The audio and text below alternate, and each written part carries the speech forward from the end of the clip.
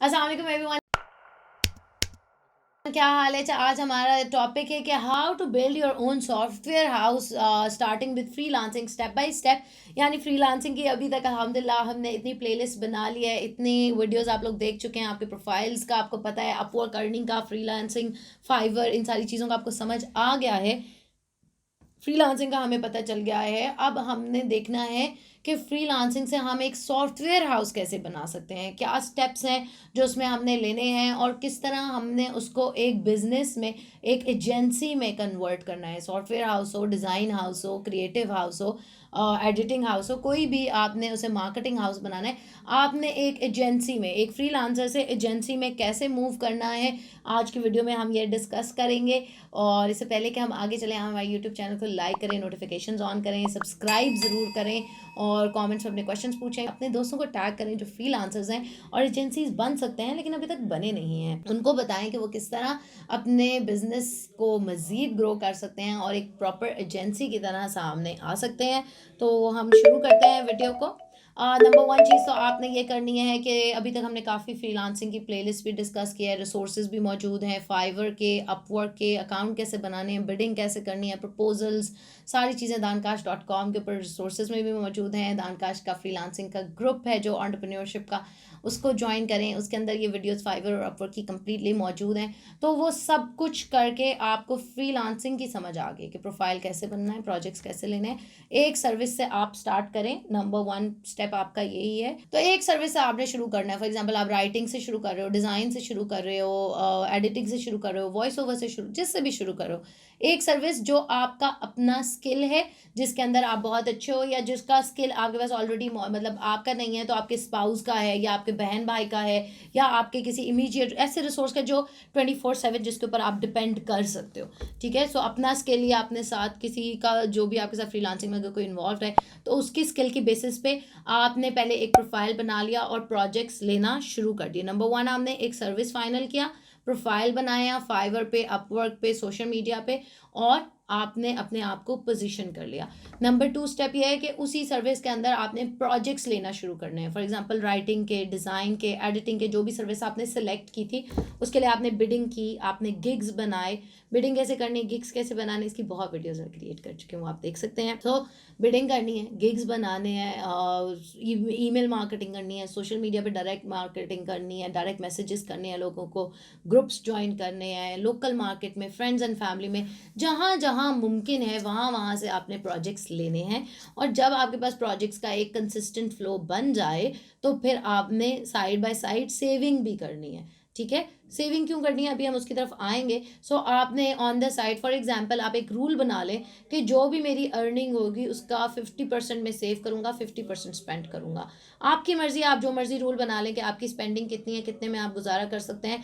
जब मैंने स्टार्ट किया था तो यू वुड नॉट बिलीव कि मैं 100% ही सेव कर रही थी। जितना मैं अर्न कर रही थी उसमें से मैंने कुछ भी विड्रॉ नहीं किया, क्योंकि बाद में मुझे पता था कि मैंने इससे मज़ीद टीम हायर करनी है, इसको सॉफ्टवेयर हाउस में कन्वर्ट करना है। तो इनिशियली वो जितनी भी अर्निंग थी हमने भूखा रह लिया, या हमने नहीं अपने ऊपर स्पेंडिंग की, लेकिन हमने वो सारी सेविंग की। सो आप 100% सेव करो, 70% सेव करो, 80% सेव करो, वो आपकी मर्जी है। लेकिन एक रूल डिसाइड कर लो अपने साथ कि यार इसमें से जो भी मेरी अर्निंग होगी उसमें से ये इतना मेरा एक्सपेंस है, 10,000, 15,000, 20,000, और उसके अलावा सब मेरी सेविंग है। शुरू में ही आपने लग्जरी लाइफ की तरफ नहीं चले जाना कि आपको जितने आ रहे हैं आप उतने अयाशियाँ करना शुरू कर दो, फिर आप सॉफ्टवेयर हाउस नहीं बना सकोगे। सिर्फ एक फ्रीलांसर रहो, आप सिर्फ फ्रीलांसर रहो, वो आपकी मर्जी है।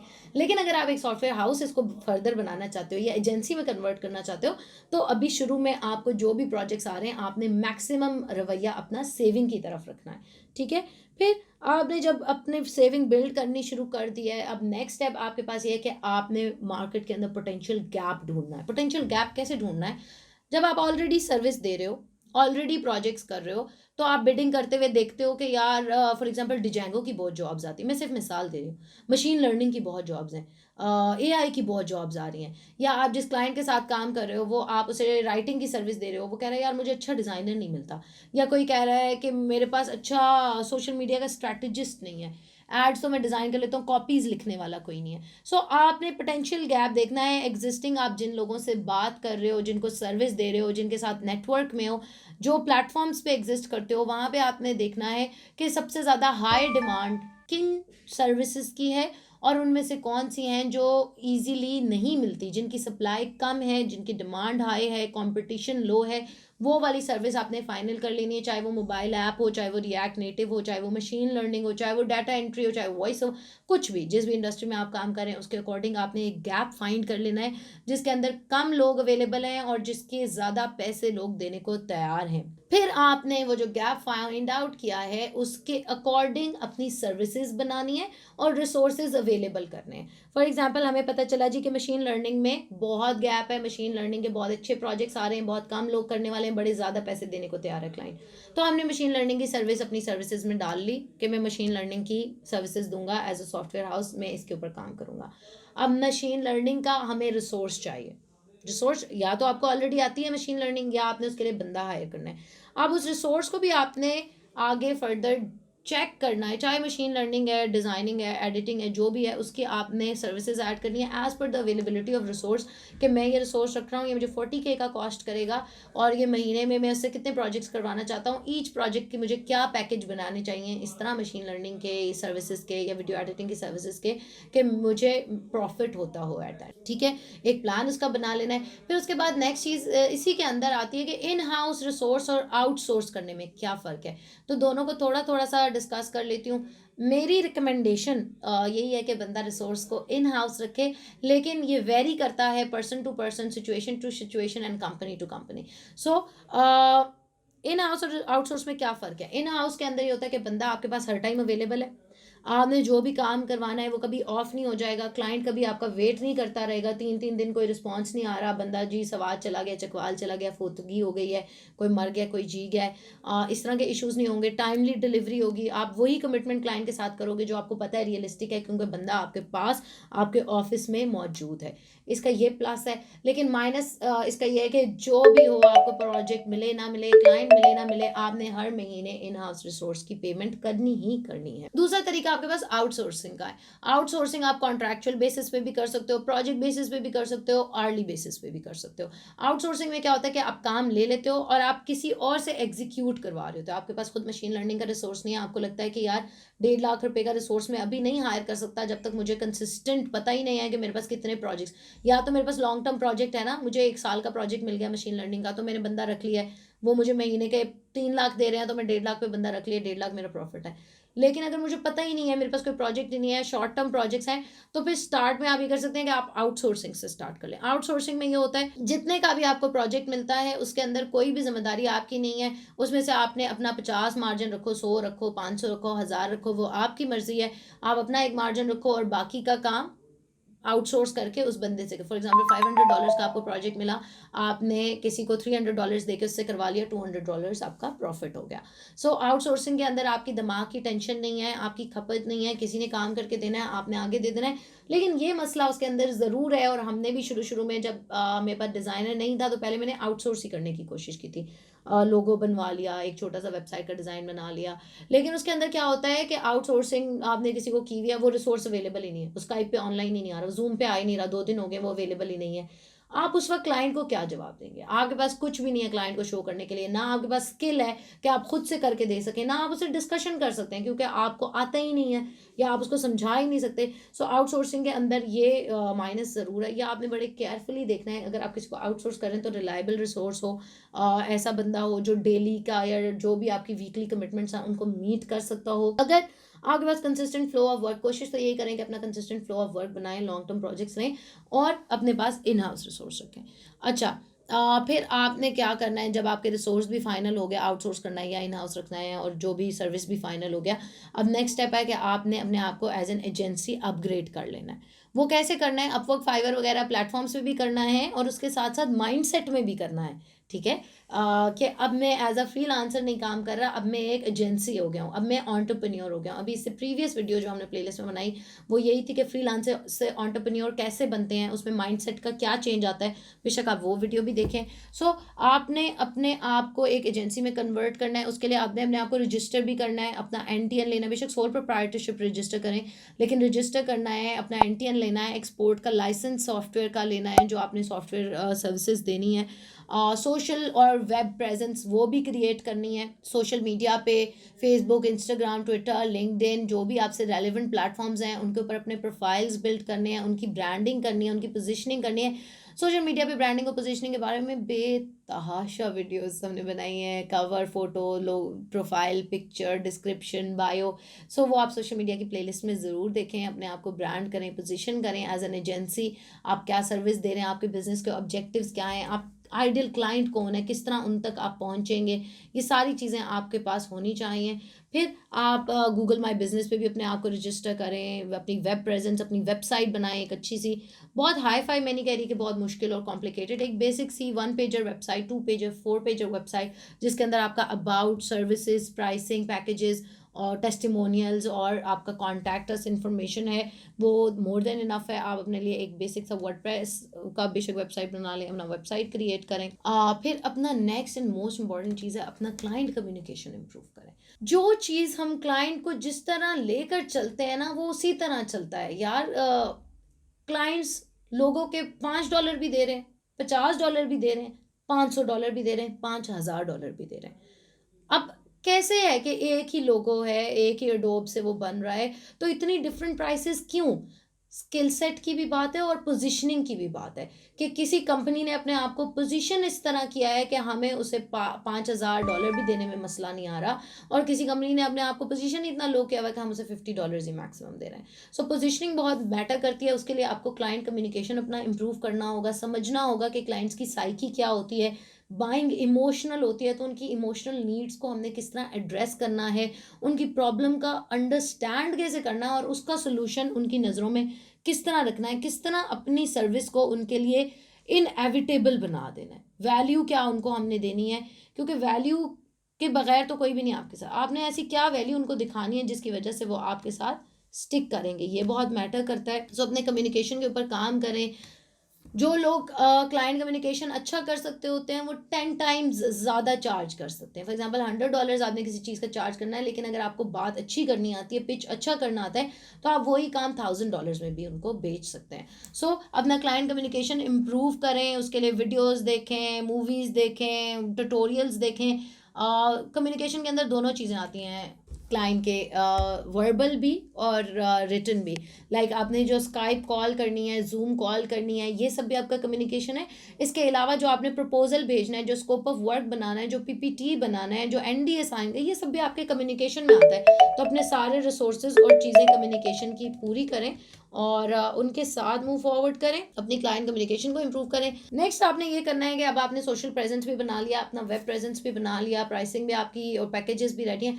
अब आपने कंटेंट क्रिएट करना है, चाहे वो ब्लॉग की फॉर्म में है, चाहे वो वीडियो की फॉर्म में है, चाहे वो इमेजेस की फॉर्म में है, चाहे वो ग्राफिक पोस्ट है, चाहे वो इन्फोग्राफिक है, जो भी आपको करना आता है। वैसे तो सब ही करना चाहिए, एक मिक्स ऑफ एवरीथिंग होना चाहिए, लेकिन आपको जो भी बेस्ट आता है आप वहाँ से शुरू करें। फॉर एग्जांपल आप वीडियो ट्यूटोरियल्स बनाते रहें, लोगोज बनाने, आप टेम्पलेट्स शेयर करते रहें, आप ई बुक्स बनाते रहें, ई बुक्स शेयर करते रहें, रिसोर्सेज शेयर करते रहें, कंटेंट कैलेंडर्स बनाते रहें, प्लान्स शेयर करते रहें, प्रेजेंटेशंस, पावर पॉइंट्स, बहुत सारी चीज़ें हैं। सो जो भी आपको बनाना आता है, जिसके साथ आप कंफर्टेबल हैं, उस किस्म का कंटेंट प्रोड्यूस करें बोथ ऑडियंसेस के लिए, क्योंकि अब आप एक सॉफ्टवेयर हाउस हैं।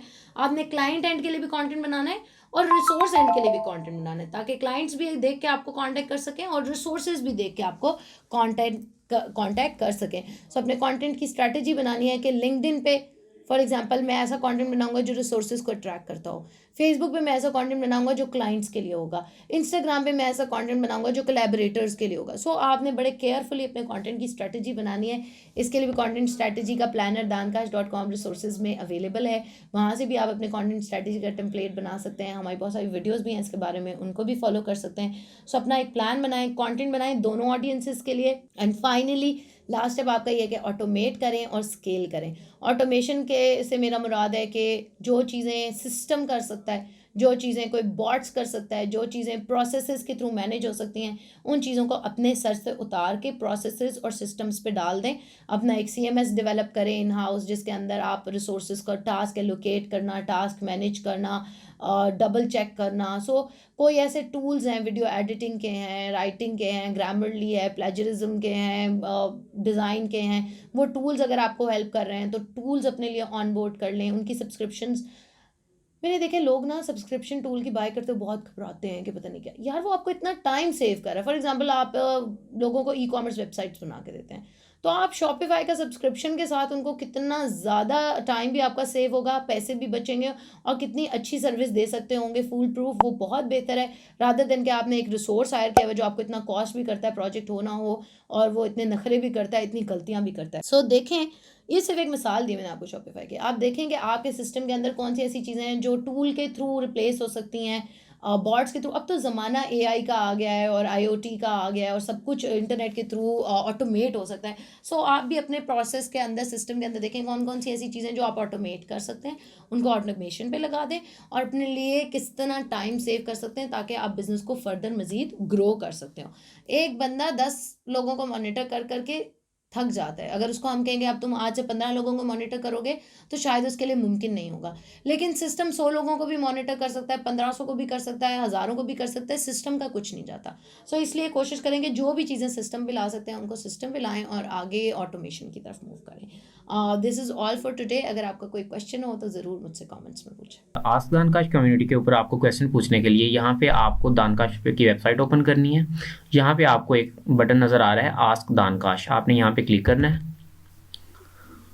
यहाँ पे आस्क का क्वेश्चन का बटन नज़र आ रहा होगा, आपने यहाँ पे क्लिक करना है।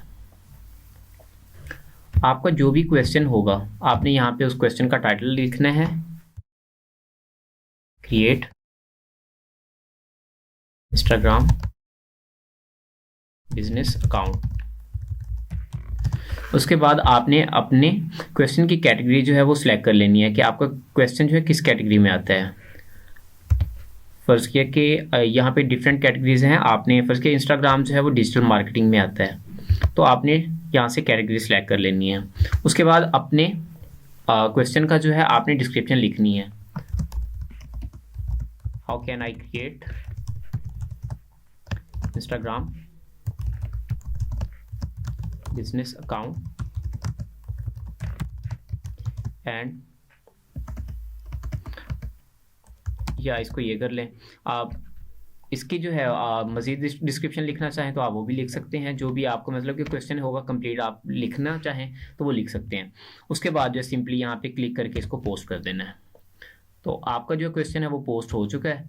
अब जब हमारी टीम ये क्वेश्चन देखेगी, हमारे पास ये क्वेश्चन आएगा, तो हम क्या करेंगे कि इसका आंसर करेंगे।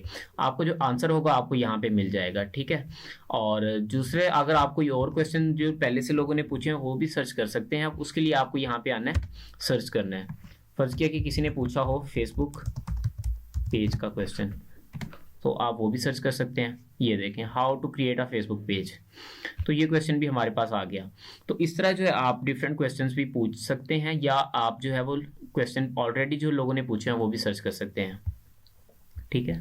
और इस तरह हम यहाँ पे आपको साइट पे जो है डिफरेंट कैटेगरीज भी नज़र आ रही हैं।